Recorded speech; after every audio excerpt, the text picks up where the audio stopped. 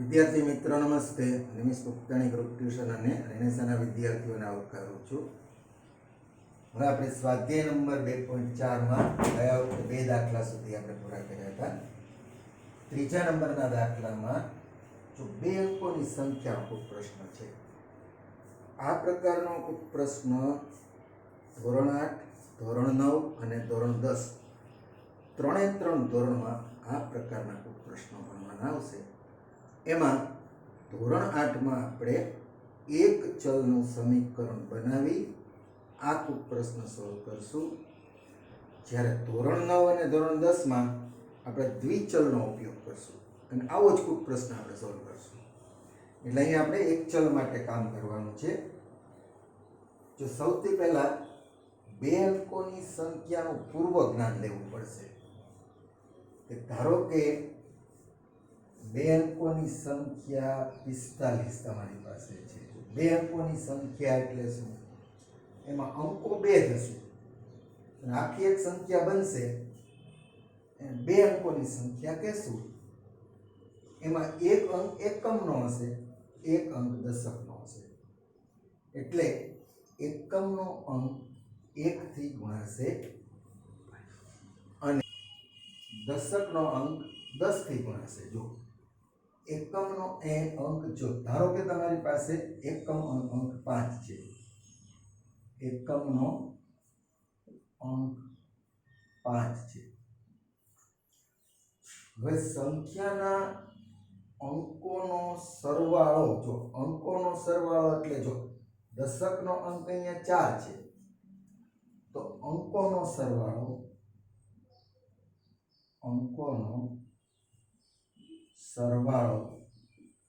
5 + 4 એટલે 9 છે.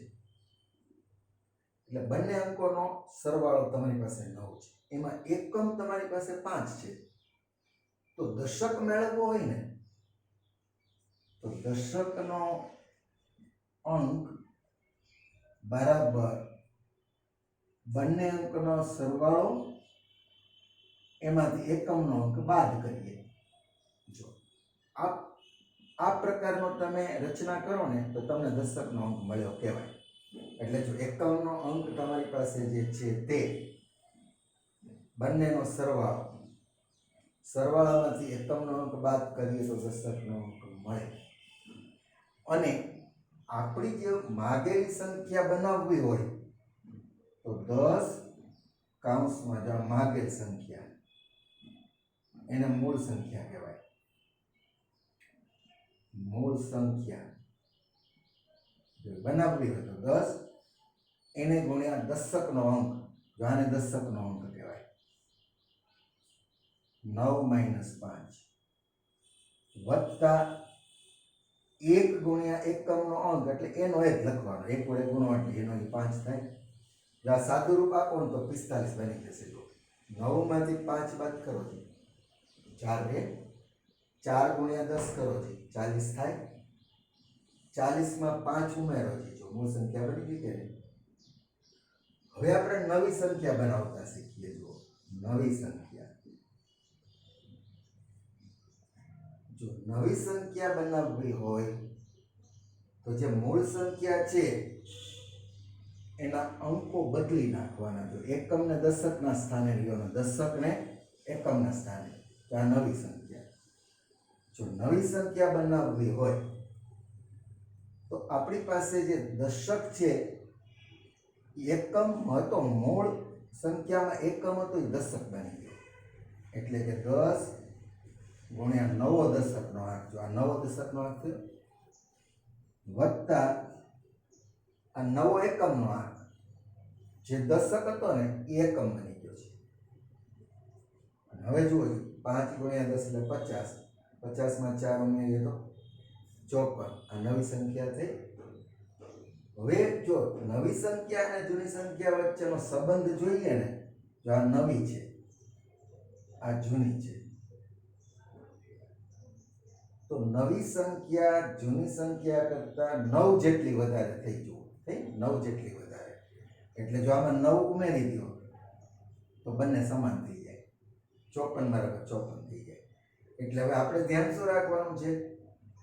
કે આપણી મૂળ સંખ્યામાં આપણે એકમને ધારી લેશું. એકમને શું કરશું? ધારી લેશું. એકમને ધારી લેશું એટલે જો એકમ 5 ને બદલે આપણે x લખશું. પછી આપણને એમ કહેવામાં આવે કે જો સરવાળો 9 છે તો દશકનો આંક આપણે 9 - x જાણ કરશું. હવે આપણે જો મૂળ સંખ્યા લખવી તો આપણે આમ લખશું, જો 9 - x + 5. પછી આને સાદુરૂપ આપી આગળ વધશું. જો 10 × 9 - 10x, જો 90 - 10x + 5. જો આગળ વધવાનું એટલે અહીંયા આપણે જો શું કરેલું છે કે આપણી પાસે એકમ છે એ x જ છે ને, એટલે અહીં x મૂકી દઈશું પાછા. જો 90 - 9x થઈ જશે. બરાબર. નવી સંખ્યા લખવી હોય 10x વત્તા, હવે આ દશકનો આંક છે ને, દશકના આંકને આપણે શું કહીએ છીએ? 9 - x કહીએ છીએ. 4 ને બદલે 9 - x લખશું. હવે આનું સાદુરૂપ આપશું તો 10x વત્તા 9 - x બરાબર 9x વત્તા, આવી રીતે બનાવશું. અને હવે આપણે આપણો દાખલો તો આ જ રીતે વિચારવાનો. એટલે આ પૂર્વ જ્ઞાન પહેલા 2 અંકોની સંખ્યાનું પૂર્વ જ્ઞાન આપણે લીધું કહેવાય. હવે આપણે આપણો દાખલો અને આપણી રકમ સમજશું. જો પહેલા 2 અંકની સંખ્યાનો અંકોનો સરવાળો 9 છે. જો અંકોની અદલા બદલી કરતા મળેલ નવી સંખ્યા મૂળ સંખ્યા કરતા 27 વધારે હોય તો મૂળ સંખ્યા શોધો. હવે આપણે શું કરશું કે ધારો કે 2 અંકોની સંખ્યાનો એકમનો આંક 5 છે. હવે 2 અંકોની સંખ્યા બને કેવી રીતે? જો મૂળ સંખ્યા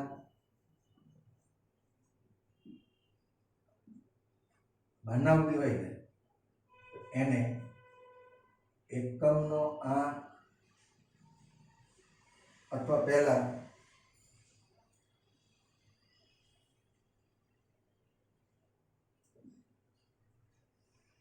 જો મૂળ સંખ્યા બનાવવી હોય તો 10 × દશકનો આંક વત્તા એકમનો આંક એમ લખાય. હવે આપણી પાસે એકમનો આંક તો આપણે ધારેલો છે. જો ધારો કે એકમનો આંક આપણી પાસે x છે. એકમનો આંક શું છે? x છે. હવે અંકોનો સરવાળો જો અહીં આપણે આમ લખીએ, અંકોનો સરવાળો બરાબર 9. અંકોનો સરવાળો એટલે શું? દશકનો આંક વત્તા એકમનો આંક, આ બંનેનો સરવાળો એટલે અંકોનો સરવાળો કહેવાય. બરાબર. હવે એમાં એકમનો આંક આપણે જાણીએ છીએ. જો આપણે ધારી લીધો છે ને, એટલે દશકનો આંક મેળવવાનો પહેલા વત્તા x બરાબર 9 માટે દશકનો આંક બરાબર 9 - x. આપણી પાસે 2 આંક આવી ગયા અજ્ઞાત રીતે. એકમ અને દશક આવી જાય ને એટલે તમે મૂળ સંખ્યા મેળવી શકો. જો મૂળ સંખ્યા બરાબર, જો એનું સૂત્ર આમ લખવાનું 10 × દશકનો આંક. જો દશકનો આંક શું છે તમારી પાસે? 9 - x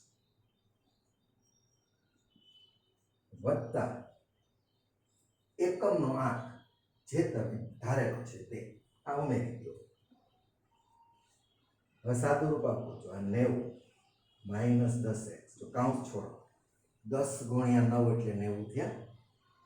10 × x એટલે 10x થયા વત્તા x. અહીં સાદું રૂપ આપો.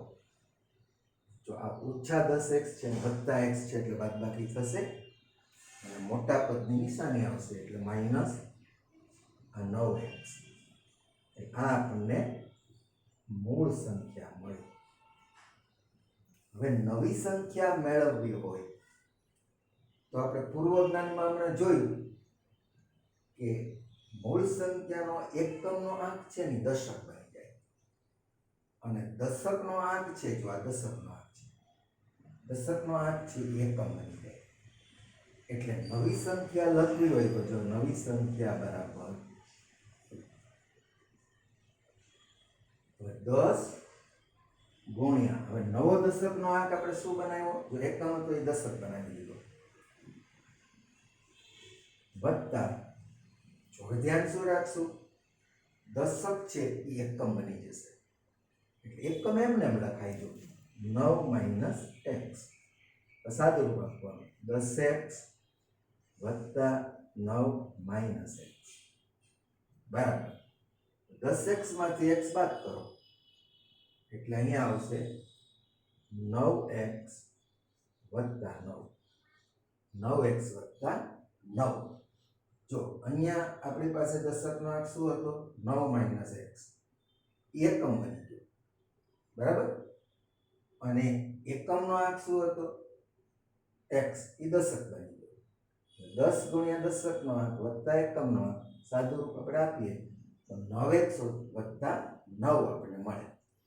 હવે આપણી પાસે નવી અને જૂની બે પ્રકારની સંખ્યા આવી ગઈ. અને હવે આગળ વાંચો છો, જો અંકોની અદલા બદલી કરતા મળેલ નવી સંખ્યા એટલે આ નવી સંખ્યા મૂળ સંખ્યા કરતા 27 વધારે હોય તો મૂળ સંખ્યા શોધો. હવે આપણી પાસે જો નવી સંખ્યા છે એ મૂળ સંખ્યા કરતા કેટલી વધારે છે, 27 જેટલી વધારે છે. જો એટલે આપણે પહેલા સામ સામે બે સંખ્યા લખીએ, 9x વત્તા 9 એટલે આ નવી સંખ્યા અને મૂળ સંખ્યા 90 માઇનસ 9x એટલે આ મૂળ સંખ્યા 90 માઇનસ 9x. મૂળ સંખ્યા આપણે લખશું 90 માઇનસ 9. આ મૂળ સંખ્યા છે. કઈ સંખ્યા 27 જેટલી વધારે છે, તો કે નવી સંખ્યા. તો આપણે શીખી ગયા કે જો સામસામે બે સંખ્યાઓ હોય એમાં એક સંખ્યા બીજી સંખ્યા કરતા અમુક જેટલી વધારે હોય તો જે સંખ્યા વધારે છે એની સામેની બાજુ હંમેશા ઉમેરવાના. જો આ 27 જેટલી વધારે છે નવી સંખ્યા, તો મૂળ સંખ્યામાં 27 ઉમેરી અને હવે સમીકરણ બનાવવાનું. હવે આગળ દાખલો ગણવાનો એટલે આપણે x મળશે. જો માટે તો પહેલા સાદું રૂપ આપશું 9x વત્તા 9 બરાબર. હવે 90 માં 127, જો 90 માં 27 આપણે ઉમેરી દઈશું. હવે 90 માં 27 ઉમેરશું એટલે આપણને મળશે 117 ઓછા 9x બરાબર. હવે આપણે શું કરશું કે માઇનસ 9x ને આ બાજુ લઈ આવશું પ્લસ 9 ને આ બાજુ લઈ જશું એટલે હવે જો પક્ષાંતર કરીએ, જો 9x વત્તા 9x બરાબર 117 ઓછા 9. અહીંયા આપણે લખશું તો અહીં શું લખશું, માઇનસ 9x ને ડાબી બાજુ અને 9 ને જમણી બાજુ લઈ જતા બરાબર. હવે જો 9x વત્તા 9x એટલે કેટલા થશે, 18x થશે ને. 18x બરાબર 117 માંથી 9 બાદ કરવાના એટલે આપણને મળશે 108. એટલે અહીંયા આપણે લખશું સાદું રૂપ આપતા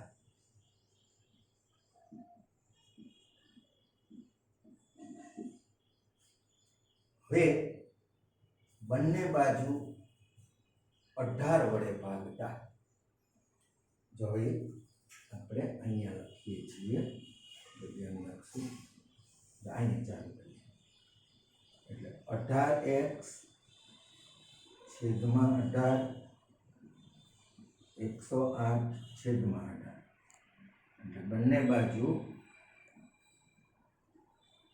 18 વડે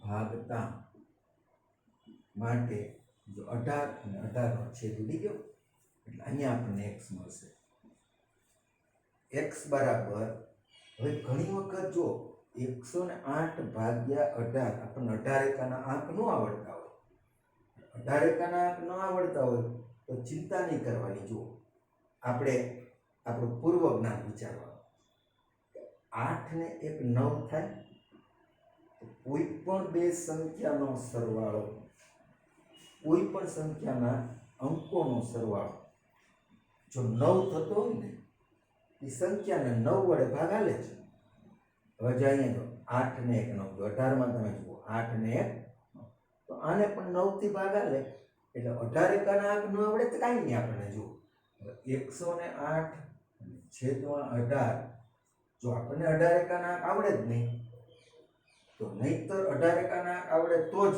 આપણે ભાગાકાર કરી શકીએ પણ એને બદલે પૂર્વ જ્ઞાન આપણું શું છે કે સંખ્યાના અંકોના સરવાળાને 9 વડે ભાગી શકાય તો આખી સંખ્યાને 9 વડે ભાગી શકાય એટલે હવે તમને 9 ના તો આંક આવડવાના જ છે જો 9 ભાગો છે 9 એકા 9 થયા એટલે 1 ઉપરથી 8 9 દુ 18 થયા આ 0 એટલે અહીંયા 9 આપણે ભાગ ચલાવીએ તો અહીંયા કેટલા મળે અહીંયા 12 મળે 9 ભાગ ચલાવીએ તો આ 2 મળે એટલે અહીંયા આપણે જો અહીંયા આપણે ભાગાકાર કર્યો એટલે આપણને ખબર પડી કે નહીં કે જો 9 ભાગ ચલાવીએ તો ઉપર 12 મળે અને અહીંયા 9 ભાગ ચલાવીએ તો 2 મળે હવે 2 છક 12 તો આપણને આવડે છે આ 2 છક 12 એટલે x નું મૂલ્ય આપણને x નું મૂલ્ય 6 મળ્યું એટલે x બરાબર 6 જો x એટલે આપણને શું મળ્યો એકમનો આંક મળ્યો છે એટલે ધ્યાન રાખવાનું એટલે માટે જો હવે આપણે શું કરશું મૂળ સંખ્યા એટલે કે માગેલ સંખ્યા હવે આપણે મૂળ સંખ્યાને શું ધારેલું શું બનાવેલી છે 90 - 9x એમાં x ની કિંમત મૂકી દેશું આપણે એટલે 90 - 9 કૌંસમાં 6 x બરાબર 6 છે 90 - 9 છે કે 54 જો અને હવે આપણે 90 માંથી 54 જાય બાદ કરીએ 90 ઓછા 54 જો અહીંથી 10 લઈએ તો 10 માંથી 4 જાય તો 6 રહે અને અહીંયા આપણે જો ધ્યાન રાખો 8 વધ્યા 8 માંથી 5 જાય તો 3 રહે એટલે આપણી મૂળ સંખ્યા આપણને 36 મળશે આ આપણો જવાબ હજી તાળો મેળવવો હોય તો મેળવી લો જુઓ અંકોનો સરવાળો જો 9 મળી ગયો કે નહીં બરાબર પછી નવી સંખ્યા આપણી પાસે કઈ છે તો કે નવી સંખ્યા 9x + 9 છે તો 9 ગુણ્યા 6 કરો તો 9 છે કે 54 થાય 54 માં 9 ઉમેરીએ તો 63 થાય તો સંખ્યાના અંકો ઉલટ સુલટ બની ગયા કે નહીં તો આ 63 બની જાય અને આ 36 થાય તો નવી સંખ્યા બની જાય એટલે આ તાળો ન મેળવો તોય ચાલે અને મેળવો તોય ચાલે એક પોઈન્ટ પર તમને ખબર પડી જાય કે અંકોનો સરવાળો 9 થાય તો આ અંકો કહેવાય જો આ દશક કહેવાય આ એકમ કહેવાય 3 + 6 કરીએ એટલે આપણે પહેલો તાળો મળી જશે આમ આપણે અહીંયા પ્રશ્ન પૂરો કરીએ છીએ